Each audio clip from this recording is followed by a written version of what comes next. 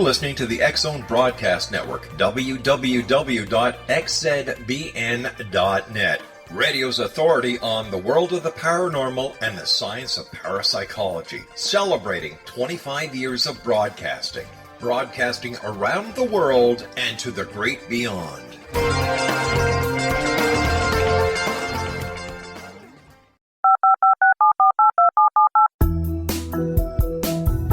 Did you know that when you're on the road with limited data or Wi-Fi, you can still listen to the X-Zone radio show with Rob McConnell, The Science of Magic with Gwilda Wiyaka, High Tech with Corey Kay, and every minute of the 24/7, 365 programming of the X-Zone Broadcast Network by calling 712-432-9459, courtesy of TalkStream Live.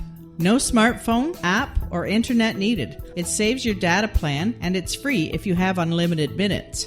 Call 712-432-9459 to listen on any phone, anytime, anywhere. Remember, 712-432-9459 for the best of paranormal, new age, thought-provoking, sci-fi radio programming 24/7, 365.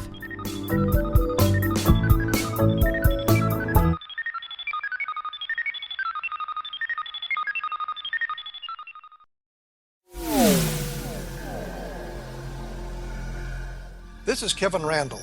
For nearly 30 years, I have been investigating the case of the Roswell UFO. I have interviewed hundreds of people and stood on the crash site. Now in Roswell in the 21st century, I have reviewed dozens of hours of audio and videotaped interviews, examined hundreds of files that relate to the crash, and have returned to Roswell in an attempt to put all that information into the proper perspective. For the first time in Roswell in the 21st century, I have made a dispassionate reevaluation of all that material and provide a new look at what happened. This is a book that clears away all the clutter that has hidden the truth for so long, strips away the various lies that surround the case, exposes the Air Force attempts at cover-up, and found a core of solid information that tells us all where the case stands today. Roswell in the 21st century will be available in just a few weeks. For more information, please visit my website at www.kevinrandall.blogspot.com.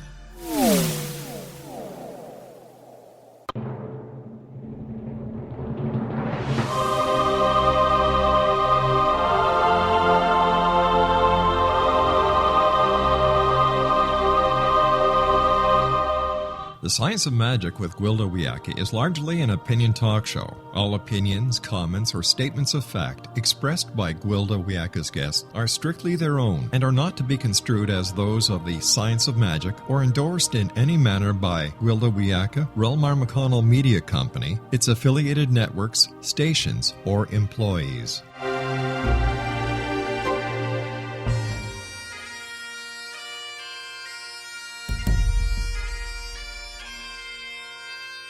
Welcome to the Science of Magic with Gwilda Wiyaka, a program dedicated to uncovering the unified nature of reality and humanity's ever-evolving place as truly galactic beings. For more information on the Science of Magic with Gwilda Wiyaka, visit us online at www.thescienceofmagic.net.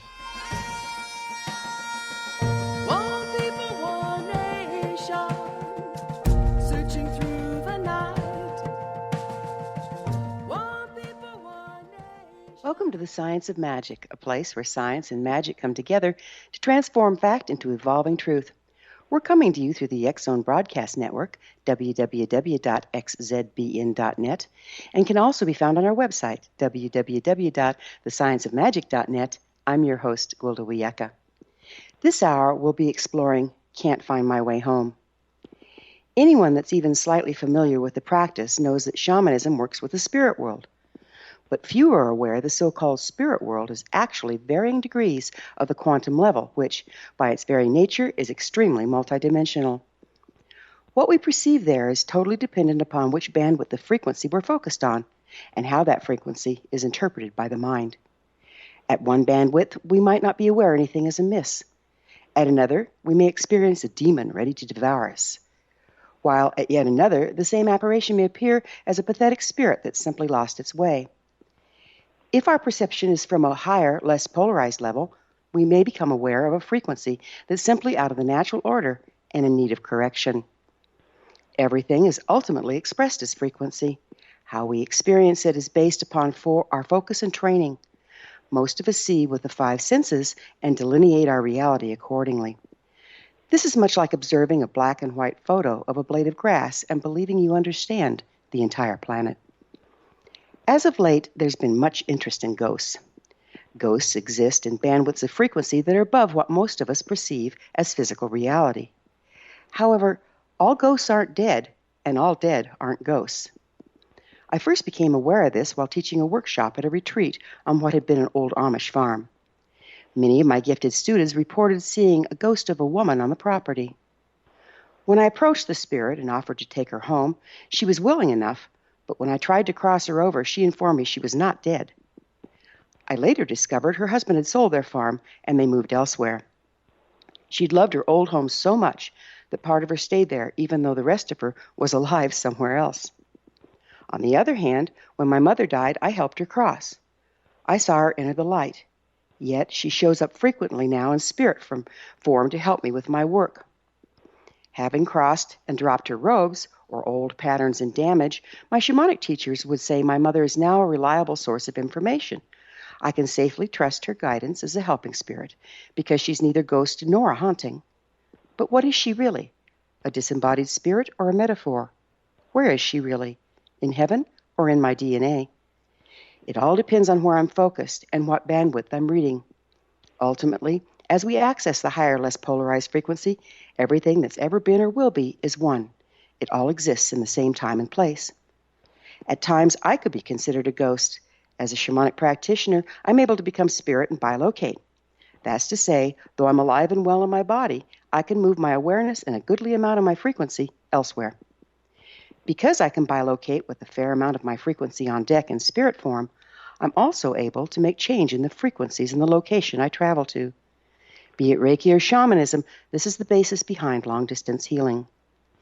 When I travel outside of my body, I have to be mindful of focus, as I'm outside of time and space. I may know where I am, but not when. As I perfected the form, there have been numerous reports of my clients being aware in the room when I do long-distance work. One even reported that her 3-year-old daughter pointed to me where I stood over my client in spirit, calling me an angel. Now, that's not something I'm often accused of. We all bilocate to one degree or another. I've simply been trained to do it consciously with intent. When someone with a fair amount of natural ability thinks of me, I can perceive them in the room with me. As with all spirit work, the key in bilocation is being sure one finds their way home. Least parts of us becomes one of the ghosts we seek. Our guest this hour, Joe Weigant, has been a police officer for 20 years and a financial crimes detective for the last 4. He's practiced martial arts since 1987. His Kung Fu Tai Chi teacher taught him Reiki in 2009, and Joe started a professional practice that year. Joe has... The Reiki practice has awakened Joe's ability to be a psychic medium, and after this commercial break, we will talk to Joe about his new awakened abilities and how he works with spirit that he sees. After this commercial break, I'll introduce Joe, and together we'll discuss energy healing, quantum level, depossession, and crossing the dead. Should be hair-raising, so don't go away. You're listening to The Science of Magic. Prior innovative episodes can always be found on our website, www.thescienceofmagic.net.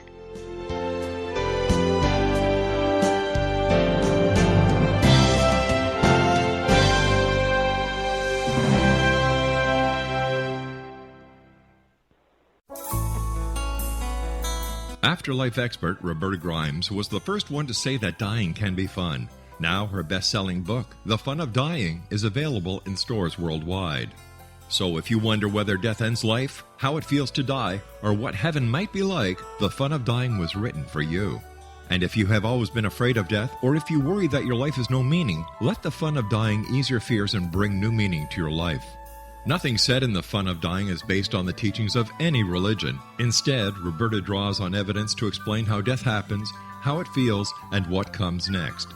A lot of the best death-related evidence was produced in the first half of the 20th century. When it is put together with recent discoveries, it tells a consistent and amazing story. Roberta Grimes blogs and answers questions at robertagrimes.com. Her wonderful book, The Fun of Dying, is available on Amazon and at stores worldwide wherever books are sold.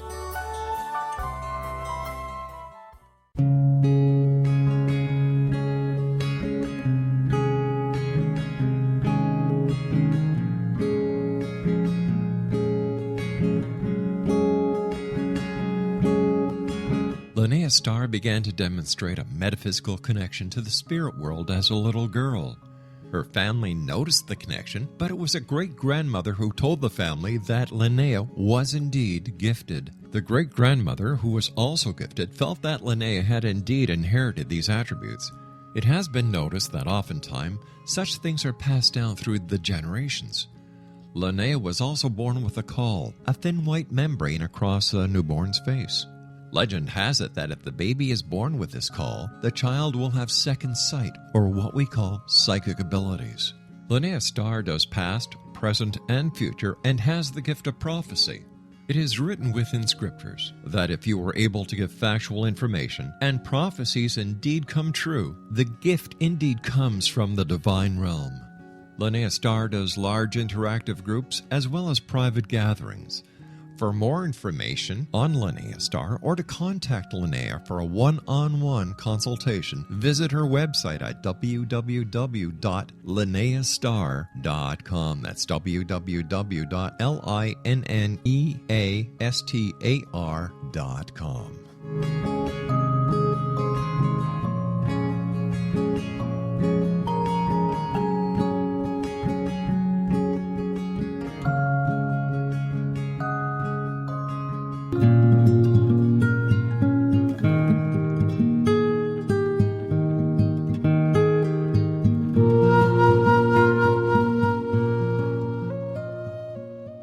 Welcome back. This is the Science of Magic, dedicated to unification and evolution of consciousness.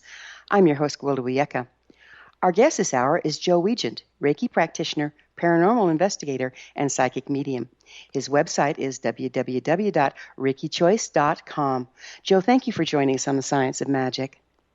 Thank you for having me back. It's a pleasure to be here. It's so fun to always work together, huh? Absolutely.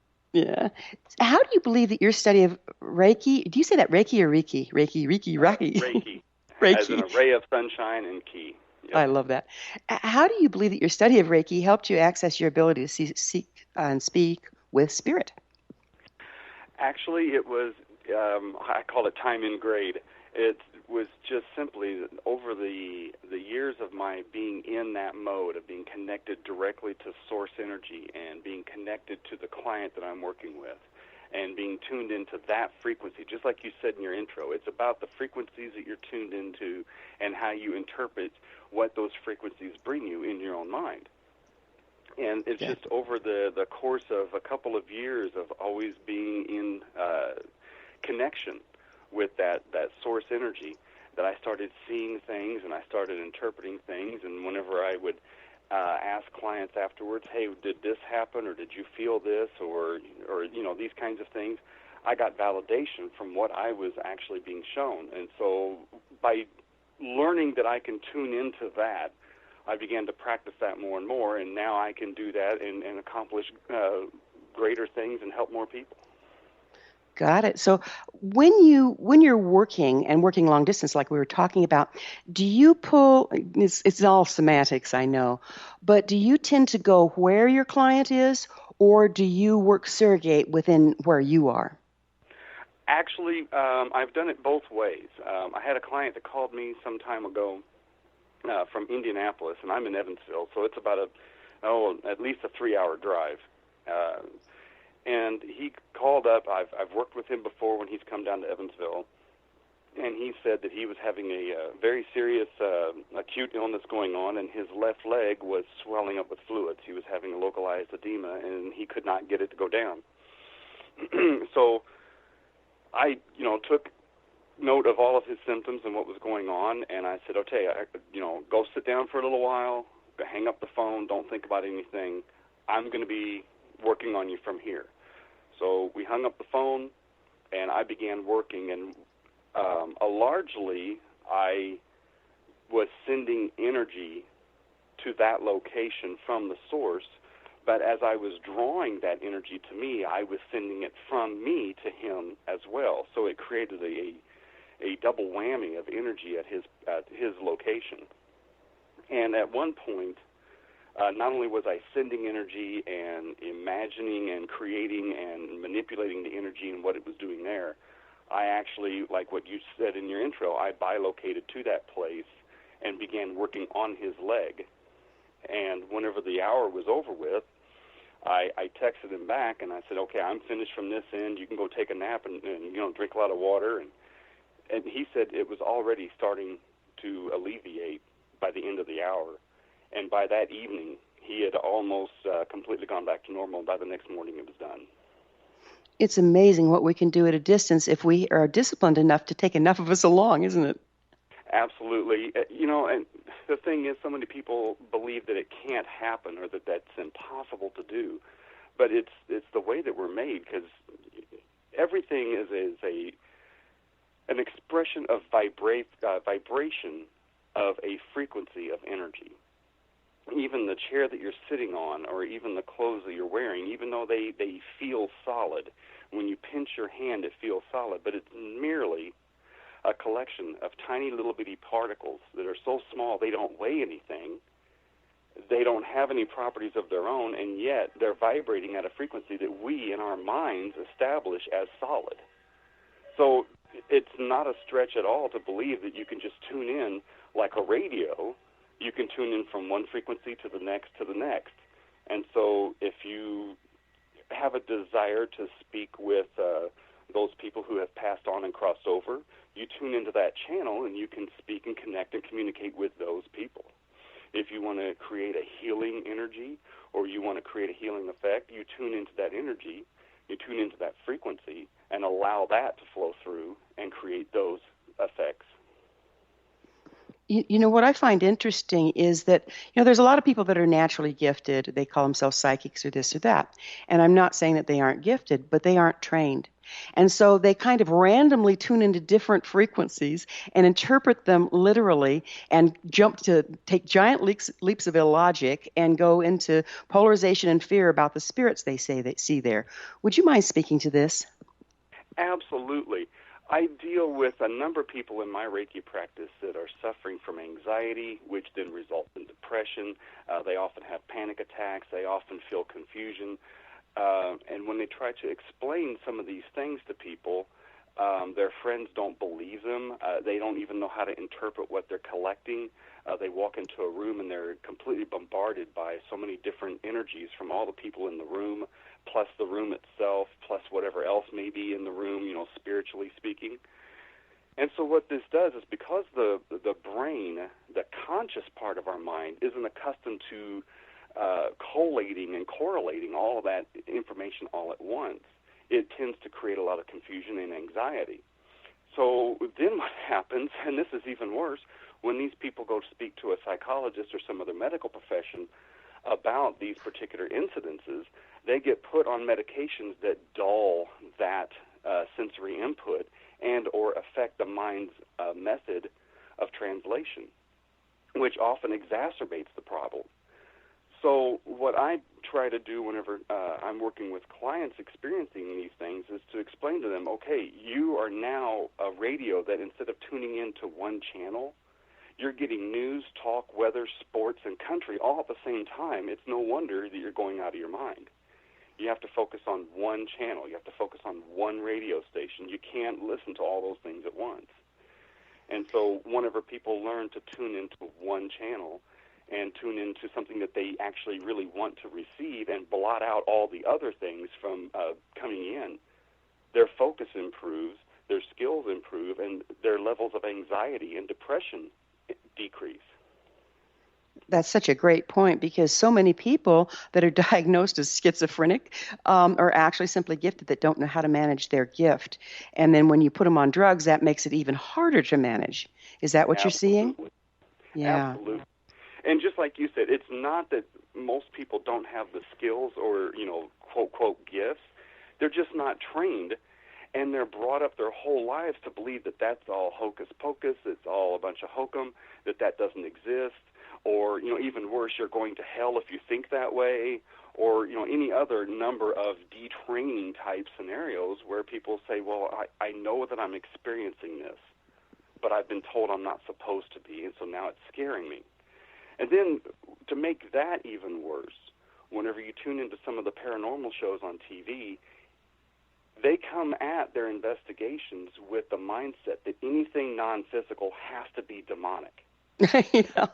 So, if it's not a chair or a table or a person in the room with me, it has to be some dark demon wanting to kill me. And that's usually never the case. It's usually Aunt Tilly or Uncle Ned that are in the room trying to say hello because they got something important to say. And so, these shows oftentimes make the problems worse instead of better because they're coming at it from a very limited viewpoint. Got it. So, Joey, how do you personally perceive spirits? Do you actually see them in the room or in your mind's eye or in the landscape of your imagination? The answer is yes. The answer is yes, because it's all the same. My imagination is my mind's eye, just like all of us. And whenever we subconsciously sense disruptions in the normal fabric of our experience of this world, how we interpret those disruptions is very important. So if I walk into a room and I notice that there's an energetic disruption in that room and I try to focus in on that energy, it will either appear to me as, a spiritual guide, an angel, or a deceased loved one, or a guide for somebody else in the room, whatever it may be, because now I'm focused in on what I picked up as a disruption. Some people who just simply haven't been trained will either A, not notice the disruption, or if they notice it, they don't know how to interpret what they're seeing because they just haven't been taught how to focus in on one particular frequency. Got it. So they get confused and then they take it and run, yes? Absolutely. Absolutely. Amazing. So would you tell us the difference between, we were talking about spirits, like of people that have crossed, but then you also mentioned helping spirits and guides. How can you tell the difference? The way that I interpret information, and this is me personally, a lot of other people may also be doing this, but this is the way I do this. If I'm noticing something in the room, or if I'm doing a tarot reading, or I'm doing Reiki and I notice something extra has come into the room with us, I will normally just ask the questions, what is this? What is going on with this? Is this the case in this particular scenario, whatever? And if I feel a good feeling about the response, then I know that I'm on track. If I'm not feeling good about the response, or I'm not feeling as though my question came up with the answer that's making me feel good, then I go on to the next question. Actually, I was in a tarot reading class several years ago, and one of the girls in the class had a full-fledged, high-speed panic attack right there at the table with us.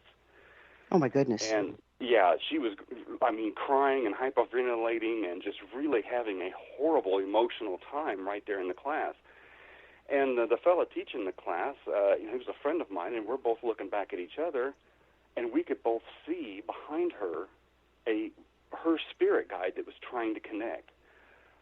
And subconsciously, she could tell something was there, but it frightened her to the point that she was panicking about what it was. And we're both trying to encourage her that this is your guide, this is for you. You just need to simply relax and let him speak. He's got things to say.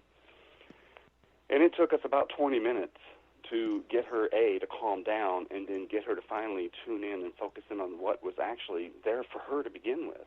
But the both of us could see this in the room, and it was standing behind her, and she's like, I know that it's there, I just don't know what to do about it. So we literally had to, just sit down with her and just walk her through this process. And once she got to that point where she could accept that this was a spirit guide, this was a helping spirit, then she began to connect with this in a way that she was able to, make leaps and bounds in her spiritual life and in her psychic life, and be able to better understand things that were going on around her. So, yeah, those things really do happen. People subconsciously pick up on things that their conscious mind can't process yet, and it creates a great deal of confusion.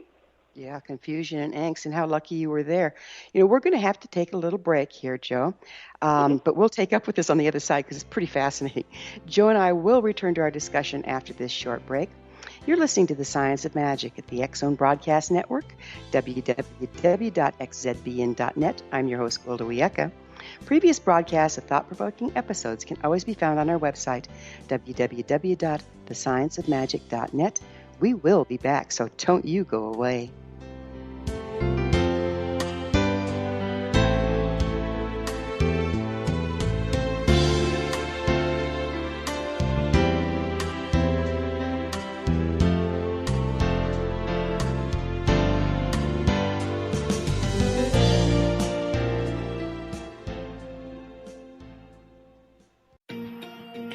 Wouldn't you love to know the secret to everything? Well then, meet Dr. Kimberly McGeorge and her cutting-edge breakthrough knowledge that combines science with possibility. Dr. Kimberly brings real-life answers and healing to those open to alternative solutions. She teaches solution-based programs and classes that will change all areas of your life forever. Specializing in conscious creation, intuitive readings, and energy medicine, you can rapidly shift health, relationships, business, and money in abundance challenges quickly.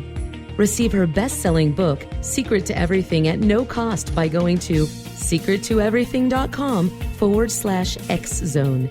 That's right, transformation can start now.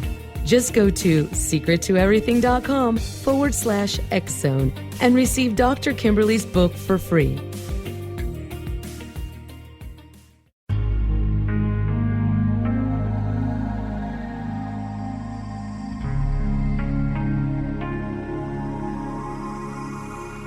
The scientist and the mystic have been on an age-old, relentless search with one thing in common. They seek truth. Their paths converge in the 40,000-year-old practice of shamanism, an ancient science delving to the quantum level of life, facilitating healing, manifestation, and evolution.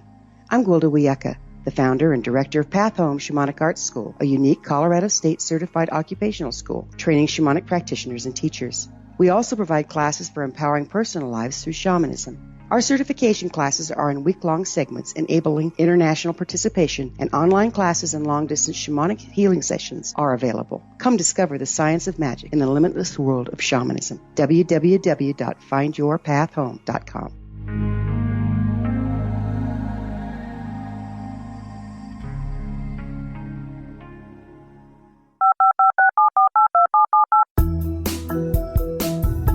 Did you know that when you're on the road with limited data or Wi-Fi, you can still listen to the X Zone radio show with Rob McConnell, The Science of Magic with Gwilda Wiyaka, High Tech with Corey Kay, and every minute of the 24/7, 365 programming of the X Zone Broadcast Network by calling 712-432-9459, courtesy of TalkStream Live.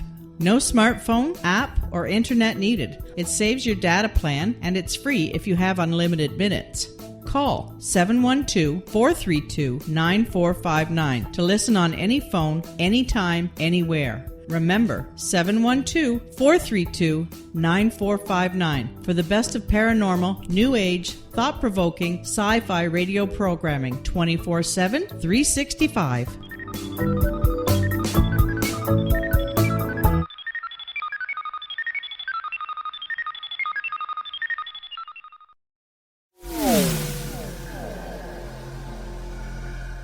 This is Kevin Randall.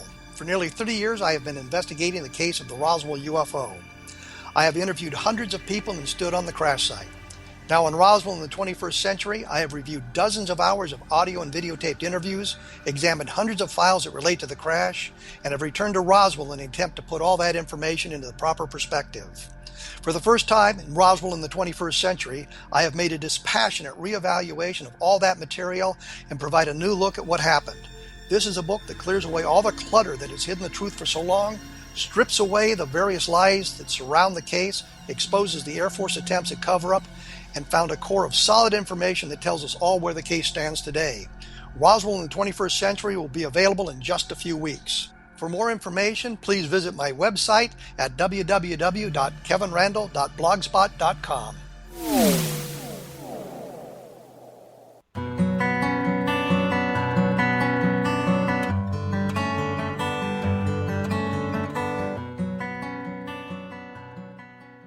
Welcome back. This is The Science of Magic, a place where magic and science come together to promote enlightenment. I'm your host, Gwilda Wiyaka. Our guest this hour is Joe Weigant. Joe, we were just starting to talk about how many of us are approached by spirits that are here to help us, but it just freaks us out, and how unusual it is that someone's there that can also see and talk us through it. What advice do you have for people that feel that something's kind of stalking them, but they don't know what it is?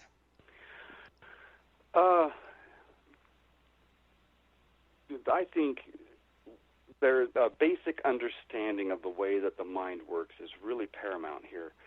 The subconscious mind is kind of like the part of the iceberg that's underwater, and our conscious mind is that little bitty part that we see above the water's surface. Our subconscious mind, whether we're awake or asleep, is always processing all the frequencies of the universe, and it's cataloging it, and it's correlating it, and it's discerning what it is, and when it finally sees something that's important for us to know about, it will put that information up toward the conscious mind where we can process that in a waking state and deal with that in this world. So whenever people are noticing that there's something in the room with them, or that the energy is not right in a place, or they just don't feel right in the basement, or they just feel like what you said, there's something stalking them. What that is their subconscious mind has processed this information and now has sent this information to the conscious mind to be further processed and to be acted upon. So what I try to do with people who are experiencing these kinds of things is to teach them about how the mind itself works, and then teach them how to focus in on those frequencies that the subconscious mind is alerting us to be able to better understand what it is that is near us or approaching us or around us. Actually, tonight I have a job to do that is exactly along these lines.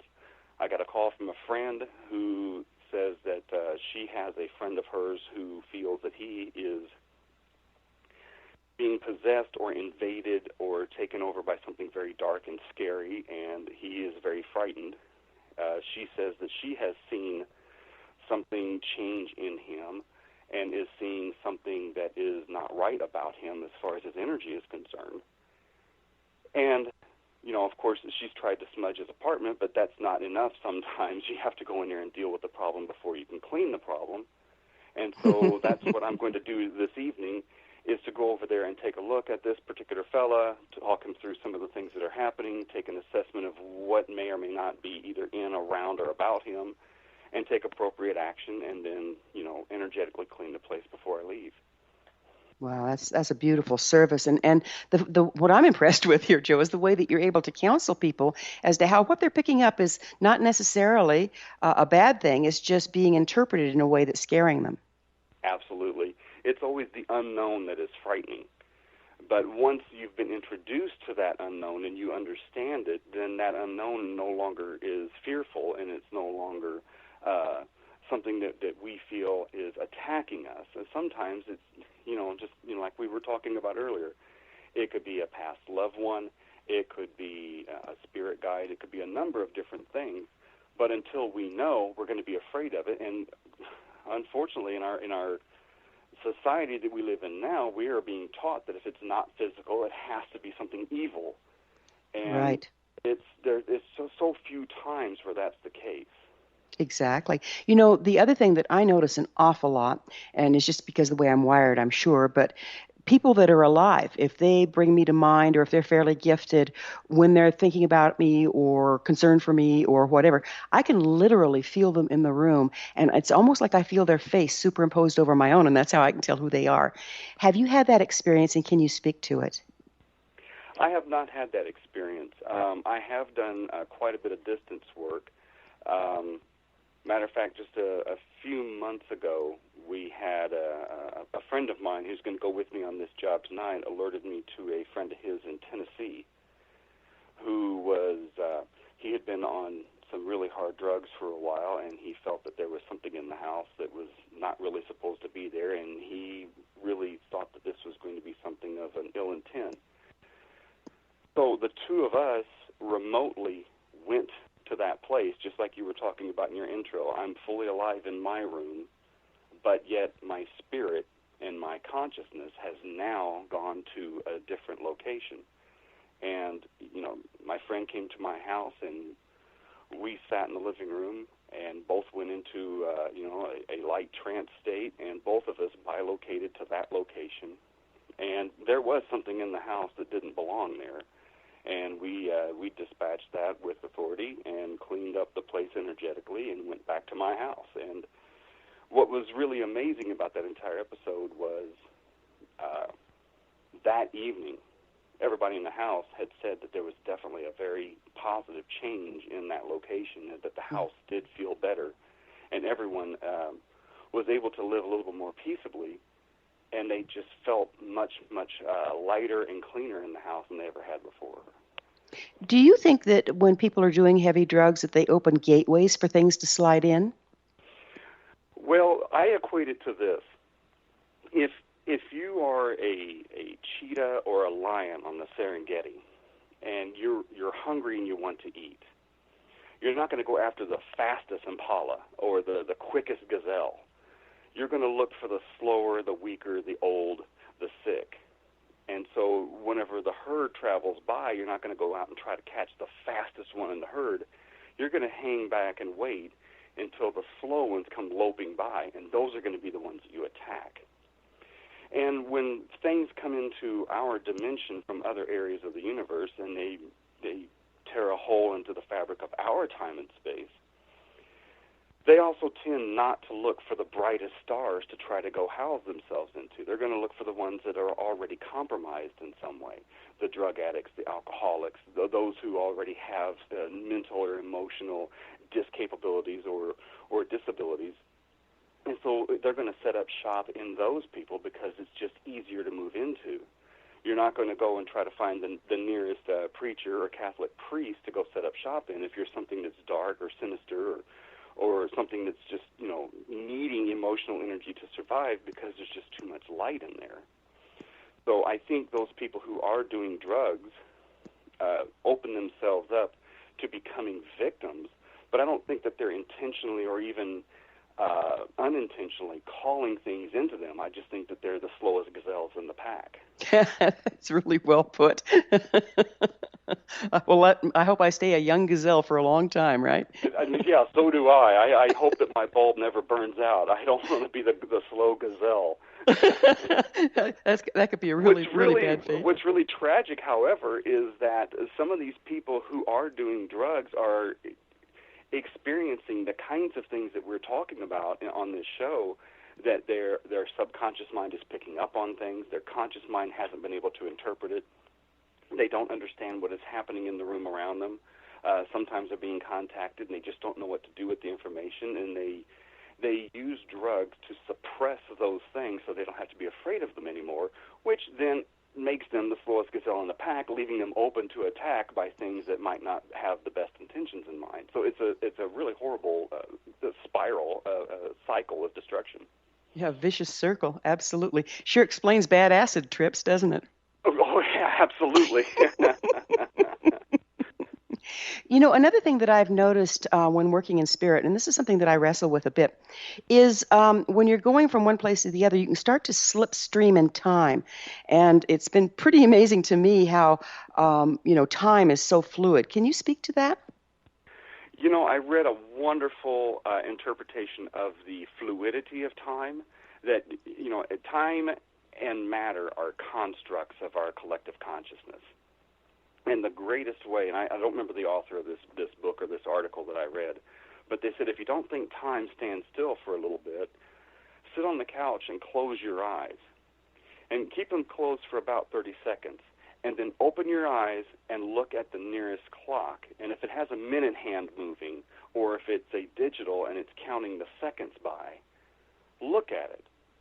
And you'll notice that minute hand or that second hand will stay still for like 3 or 4 seconds of time before it finally starts ticking again. Or if it's a digital clock, it might be on 13 seconds, but it'll stay there for what your mind perceives to be 3, 4, or 5 seconds, and then all of a sudden it'll be 14 seconds, 15 seconds. So our minds collectively have created time. Actually, I read an article just last year that quantum physicists have actually frozen light. They've held light still for a fraction of a second, and they did this by, creating two panels that they pass light through that had different properties, and light literally stopped for a fraction of a second before it traveled on. So, good heavens, this quantum universe that we live in is a projection of our collective consciousness, and we are the ones who dictate the rules of what happens here. Time is a fluid, relative item that we have all agreed to choose to live by. It's just a measurement of relativity, actually, isn't it? Like where the planets are in relationship to each other. Isn't that the purest definition of time? Absolutely. And, well, whenever you're talking about planets moving among one another, time is simply a matter of relative distance and speed. Exactly. If all the planets stood still, there would be no time, because their time is only measured as a relative distance and a relative motion and a direction of motion. It's the vector of the planet's motion that creates that time. And that's why quantum physicists talk about when you get close to a black hole, time changes. You age at a different rate. Time goes different on the planet than it does outer space close to the black hole. Have you looked at that at all? I have not, but I can agree that black holes are a function of gravity. That gravity becomes so strong because of mass being so heavy at that one location that even light cannot escape that gravitational field. But gravity is so confusing that amongst the four physical forces that we know of, no one, when Einstein created his papers in 1905, no one since then has been able to correlate gravity within the other three forces. Which is why we have the Hadron Collider, which is why we have all these experiments with the double slit experiment and quantum entanglement and all these other things, because we're trying to figure out how does gravity work, because gravity is also a construct. An atom by itself is made up of little bitty tiny little particles that really don't weigh anything, and they're being held together only by pure 100% energy. But if you put enough of them together, suddenly your chair becomes hard to pick up. Yeah, they get mass. Mass has gravity, and there we have it. There we are, and somehow each year my gravity seems to pull harder on me, and I think it's just a function of, gravity as more than my weight, actually. I absolutely hear you there. That's my story, and I'm sticking to it, too. Hey, that's the way. It's not because I eat too much. It's because gravity pulls harder on me than you, okay? We're going to have to take a break, Joe. We'll get back on this one on the other side. Joe and I will be back on the flip side of this commercial break. You're listening to The Science of Magic on the X Zone Broadcast Network, the place where altruistic professionals of science and the esoteric create common ground for the betterment of our world. You can always listen to our previous transformative broadcasts on our website, www.thescienceofmagic.net. This is the X Zone Broadcast Network, www.xzbn.net.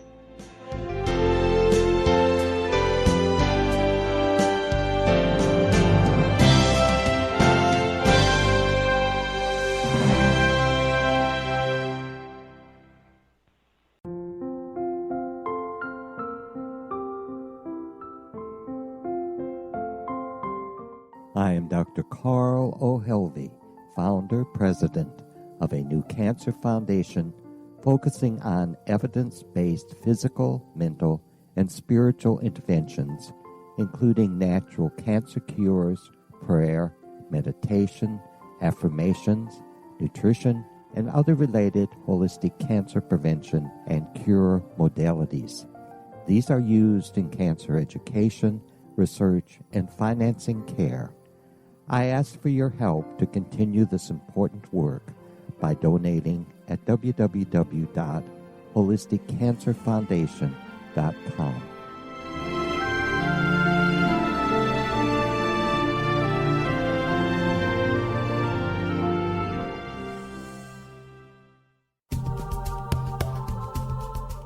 If you enjoy reading a good mystery with a touch of the paranormal, then you'll love From Out of the Woodwork by William S. Peckham. Sean Kennedy, a Toronto contractor, buys derelict houses, guts them, and turns them into multi-family dwellings. When Sean buys 29 Livery Lane, a century house in ruins, and starts the renovation, the house fights back. He is visited by ghosts of owners past. His visions are triggered by touching an oak mantle, reading a faded letter, opening an old locket, or opening a brand new casket in the basement. These visions will take you on a trip across southern Ontario from Niagara Falls to Toronto to Kingston. From Out of the Woodwork is now available in paperback and on your favorite electronic reader. To order your copy of From Out of the Woodwork, go to www.williamspeckham.com. That's www.williamspeckham.com.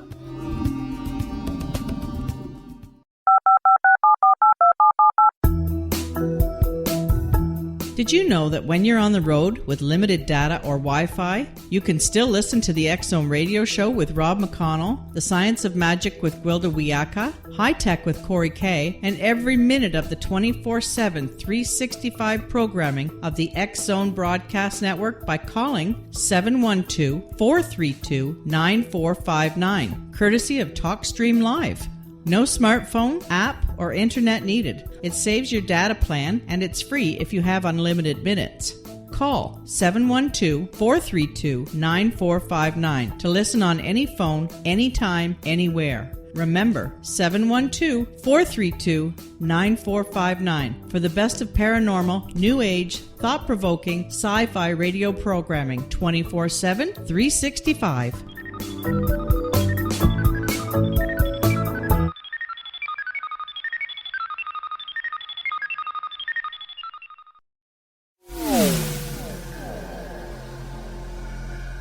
This is Kevin Randall.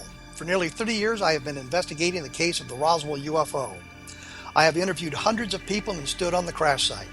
Now in Roswell in the 21st century, I have reviewed dozens of hours of audio and videotaped interviews, examined hundreds of files that relate to the crash, and have returned to Roswell in an attempt to put all that information into the proper perspective.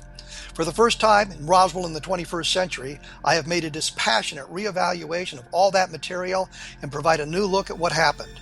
This is a book that clears away all the clutter that has hidden the truth for so long, strips away the various lies that surround the case, exposes the Air Force attempts at cover-up, and found a core of solid information that tells us all where the case stands today. Roswell in the 21st century will be available in just a few weeks. For more information, please visit my website at www.kevinrandall.blogspot.com.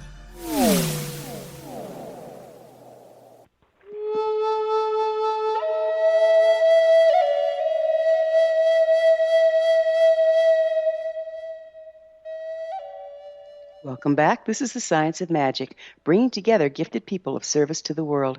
I'm your host, Gwilda Wiyaka. Our guest this hour is Joy Weigant. Joy, thanks again for being on the show. And I'd like to move into talking about ghosts and goblins and things that go bump. Would you mind describing how you can tell if a ghost needs to be helped crossing over? Absolutely. Well, there are four things that will possibly happen inside a house when people are experiencing some strange phenomena. The first is a residual energy. This is a recorded incident that happens inside of a structure, whether it's a person who lived there for a very, very long time, and whenever they go, another person moves into the house, and they can still see that person in the home.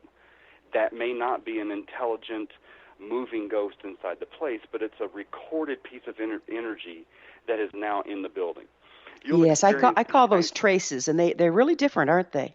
They are different because they cannot be communicated with. They're just simply a recording. Mm-hmm. And you can get these kind of things picked up in churches, funeral homes, hospitals, and things like that. There's so much of the same kind of energy in a church or a funeral home that when you walk in, you feel that energy. But whenever you're going into a home that's experiencing some things, and they say, well, I'm seeing this same old lady walking, down the hall every day, well, that's because she lived there for 70 years, and, well, her energy is now imprinted on that house. Gotcha. The second is what I call visitors. These are people who have, they've passed on, they've dropped their mortal coil, and they crossed into the light, and they are allowed to come back and visit this plane of existence because we're only a few frequencies away from each other, and they walk among us all the time. And sometimes those who are close to us have things that they want to say, or they want to leave behind some messages, and so they will be in the space, and their presence can be known and felt. The third kind I call trapped ones. These are the people who have laid down their mortal coil, but they never went into the light. And there's about a dozen reasons why some people don't go into the light. Sometimes it's because of anger, sometimes it's because of attachment, sometimes it's fear of judgment, sometimes it's unfinished business. But for whatever reason known to them, they decided not to go into the light and onto the next phase of existence. And so they become trapped in between worlds. They're no longer physical, but they're not where they're supposed to be. They're in between phase. They're in between two different radio stations, and they're basically static. Now, these are the kinds of things that cause problems in homes because for them, our construct of time has literally stopped for them. They'll still be in the same period clothes that they left the earth in, but now they are insanely either jealous, angry, or upset, or whatever at those who are still living here. And so whenever you have someone who moves into a house that was, built several decades ago, and they start tearing out walls or painting things, they start stirring up all this energy because now this person who is attached to the house is lashing out. Mm-hmm.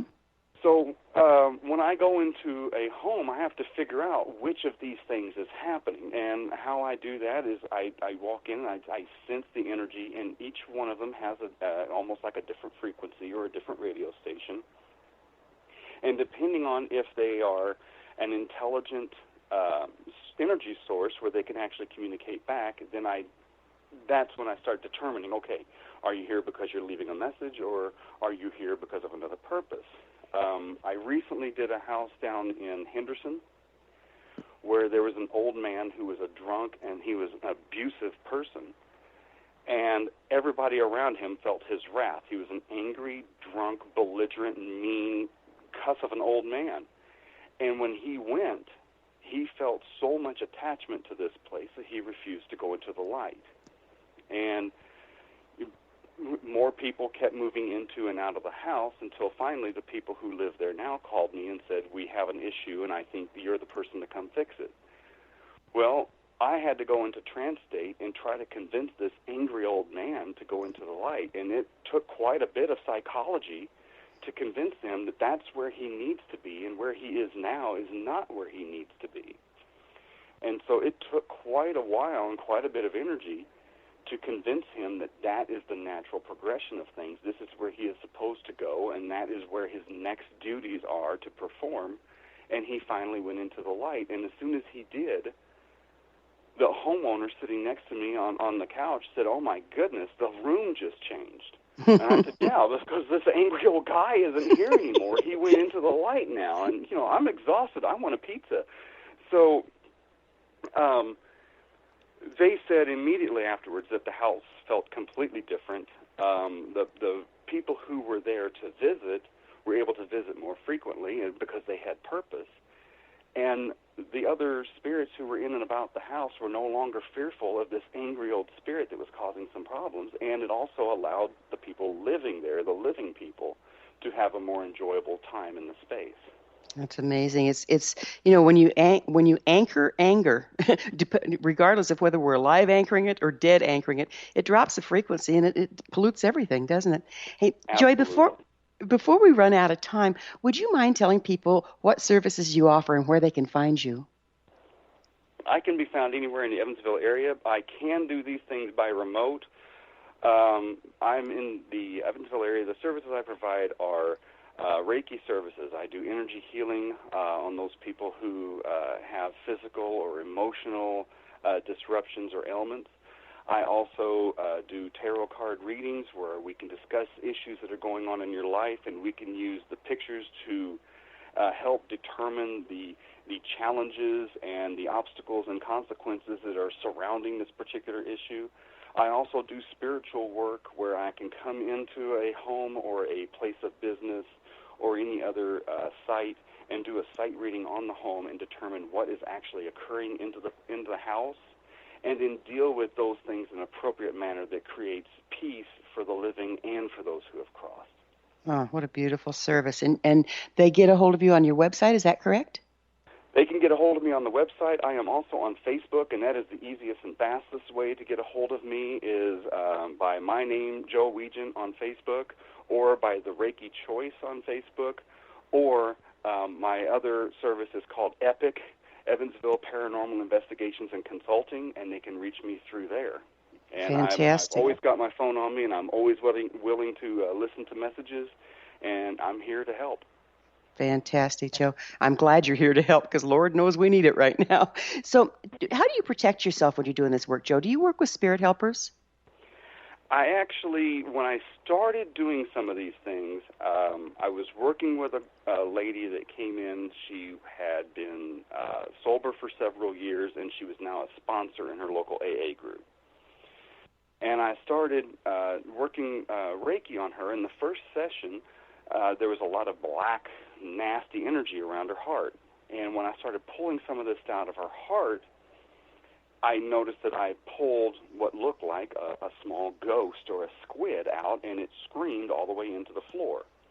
Now, what bothered me about that incident is that I was not bothered about that incident. I watched this happen, and I'm going, I know this really happened. I know I saw this going on, and I just kept on working. It didn't bother me. So I got home later, and I consulted some people that I know, and my teacher said, well, welcome to the club. This is what you're going to be doing for a while. And so I started pulling more and more dark, nasty things out of people. And then I noticed that the bigger they were, the more time that they'd had inside of someone, they started actually fighting back. So after one of them had attacked me back and wrapped itself around my hand as I was trying to remove him, I called on the Archangel Michael. Gotta love that guy with a sword. Oh, that's exactly what he did. He came in with the sword, swooped in over my shoulder, and commenced to immediately dispatching this thing. Well, if anyone who's ever dealt with him, the man is a taskmaster. He stands next to me and crosses his arms over his chest, and he says, you know this is your job, right? And I said, yeah, but I don't have the skills you have. And to which he replied, well, yeah, you do. And we went into a long conversation, the two of us, over the course of several of these kinds of incidents, which began to get stronger and stronger and stronger. And I asked Michael one day, I said, okay, some of these things have the tendency to kind of hang on and follow you home, and I really I don't need that in my life. And Michael, he looked at me and he said, look, we can't, me, us, and my helpers, we can't sit from where we are and just clean the world of this stuff instantly. We need people-to-people contact. We need people to help other people individually. And that's where you come in.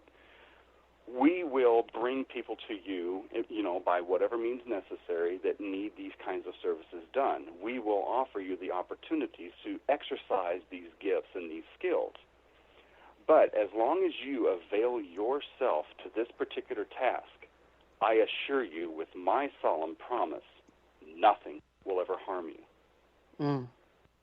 And, whenever you're having a conversation with the Archangel Michael and you get a promise as strong as that, immediately I started crying, and it was an emotional time. And from that moment on, I walk into some of these scenarios with, absolute authority, courage, confidence, and I know that nothing's going to happen. And you're covered. Time flies and we're out of it, Joe. Thank you so much for being with us. Our guest this hour is Joe Weigant, Reiki practitioner, paranormal investigator, and psychic medium. His website, www.reikichoice.com. You've been listening to The Science of Magic.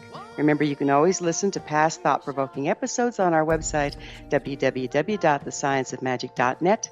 Until next time, dear ones, may you be blessed with knowledge, comforted with love, as you explore the multidimensional land of spirit. One people, one day. shine.